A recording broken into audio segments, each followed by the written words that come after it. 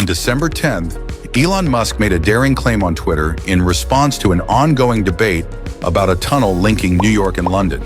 The proposed $20 trillion tunnel would make it possible to travel between these two spots in less than an hour.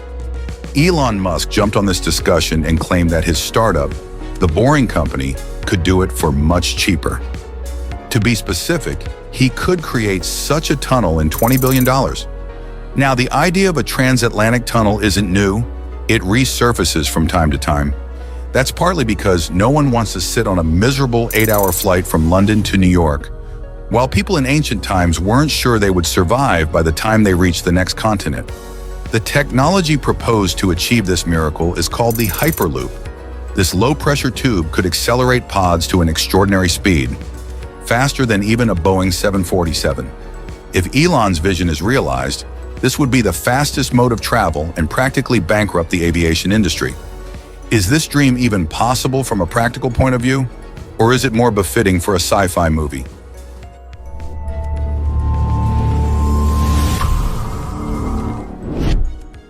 In 1935, a movie called The Transatlantic Tunnel was released. It depicted a team of engineers attempting to build an undersea tunnel between Britain and the United States. The idea was mostly based on the concept of vac train proposed by Robert Goddard in the early 20th century. We know that two things slow down a train. One is air resistance and the second is friction between the tracks and the wheels. But what if there was a way to eliminate both? Robert imagined a vacuum tunnel to cancel out air resistance. His trains would have levitated using magnetic forces and zip along at incredible speeds of up to 1,000 miles per hour. Fast forward to 2013, Elon Musk published a white paper called the Hyperloop Alpha. This was a modern take on the vac train. This 57-page paper outlined the basic concept along with some sketches of how the prototype would look. By his own admission, Elon was quite disappointed by California's high-speed rail.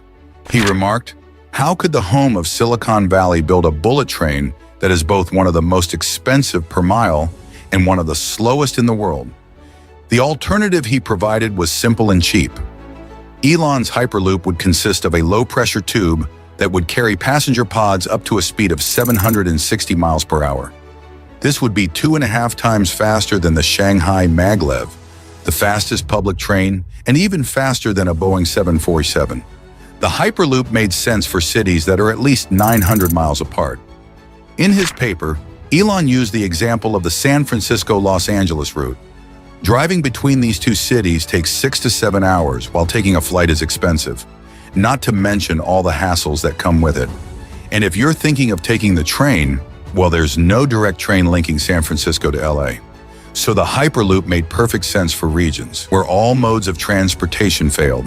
Elon claimed the Hyperloop could connect these two regions via a 35-minute journey. And that's not all. A ticket on the Hyperloop would only cost you $20. For many, Elon's vision made more sense than spending billions of dollars in constructing the high-speed rail between San Francisco and LA. Now, Elon claimed that the entire Hyperloop system will cost only $6 billion. In comparison, California's high-speed rail would cost anywhere between $89 to $128 billion. So how did Elon manage to come up with such a cheap solution? You see, the biggest expense while creating a transport network is purchasing land.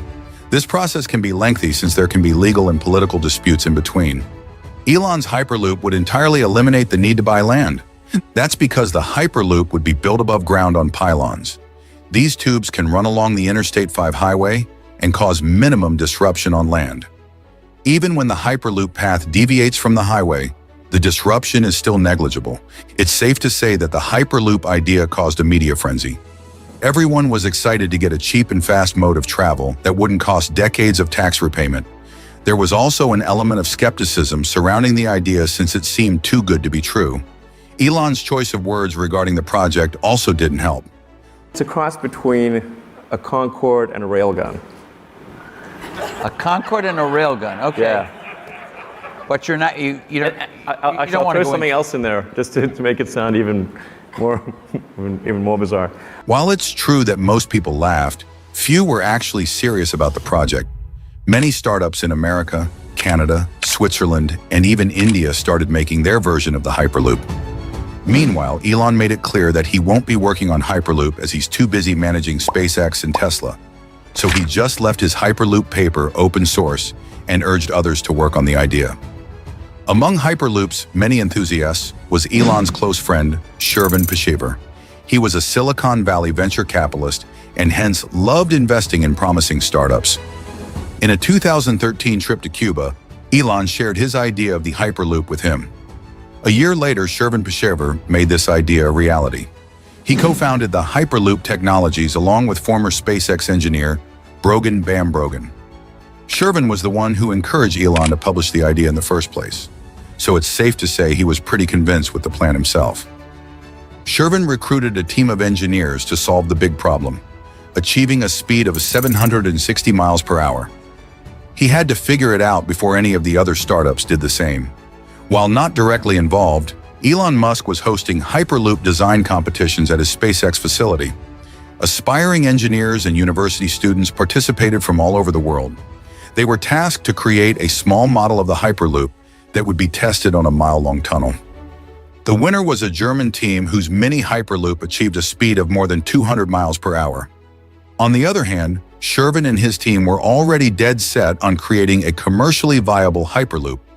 Their proposed concept was similar to a maglev train. Magnets would line the bottom of the passenger pod and repel the tube material forward.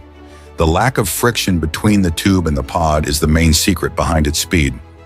All right, but how is Hyperloop any different than a maglev train? The major difference is that the Hyperloop pods run in an airless tube. Vacuum pumps are installed at fixed intervals to remove any air inside the tube. According to Business Insider, removing the air drag could be a difference of 500 miles per hour. And that's how the Hyperloop would become the fastest mode of transit in the world. By January 2015, Hyperloop was able to raise $9 million from Shervin's own firm, Sherpa Capital, and investors such as Formation 8. In the same year, Shervin was put on the cover of Forbes titled, "All Aboard the Hyperloop." With the resulting hype, Hyperloop was able to raise millions more. With the money, the company bought a 50-acre site in the Nevada desert.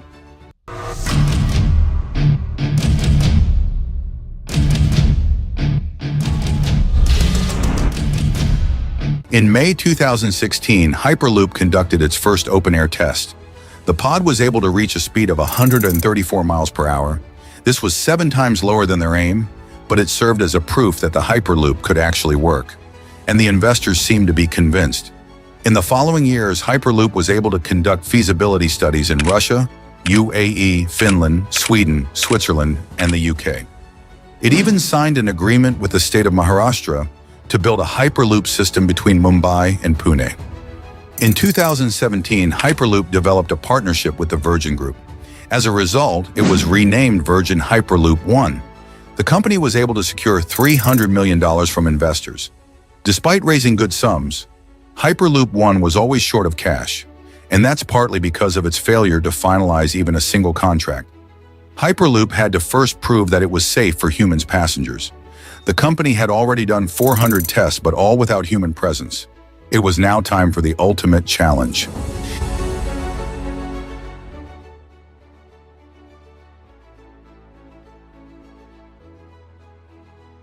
In 2020, Josh Giegel, co-founder and CTO of Hyperloop, and Sarah Lukian, director of passenger experience, were the first humans to ride their invention. Yes!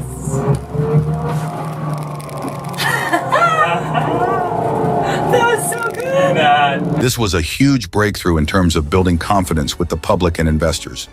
However, the speed reached in this test run was only 107 miles. This made it no better than an ordinary high-speed rail with the same speed. However, the company kept going and revealed its first commercial design in 2021. The renderings showed a comfortable interior with spacious seats. The Hyperloop stations were also painted in a futuristic light, showing huge lounges and an amiable aesthetic.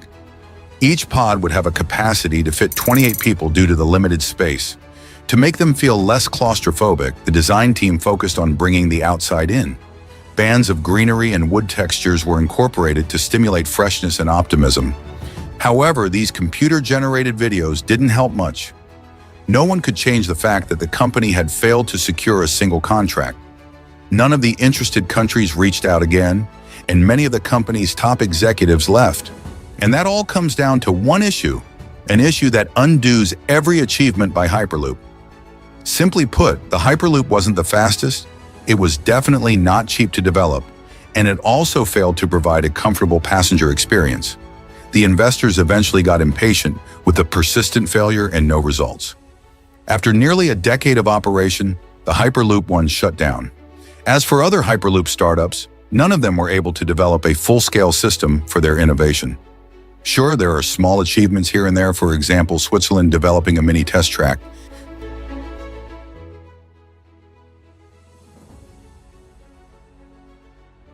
The demise of Hyperloop One was symbolic of the death of an industry. A handful of startups like Transpod or Hyperloop TT still remain operational, but their designs are just limited to paper. A full-scale Hyperloop system is still decades, if not centuries away. What's sad is that so much energy, enthusiasm, and hard work got wasted on untested technology. Imagine if all this effort was put into creating a normal high-speed rail or even an advanced maglev train. While America was busy daydreaming about pressureless tubes, China went ahead and introduced the fastest train on the planet, the Shanghai maglev. Elsewhere in the world, South Korea, Saudi Arabia, and Taiwan have also established high-speed routes. Japan is also in the race to build a maglev train that could run at a speed of 300 miles per hour. As countries around the world move forward with real transport improvements, North Americans were distracted by clueless billionaires with unproven theories. If the intention is to improve transport across America, the same could be achieved via a normal high-speed corridor.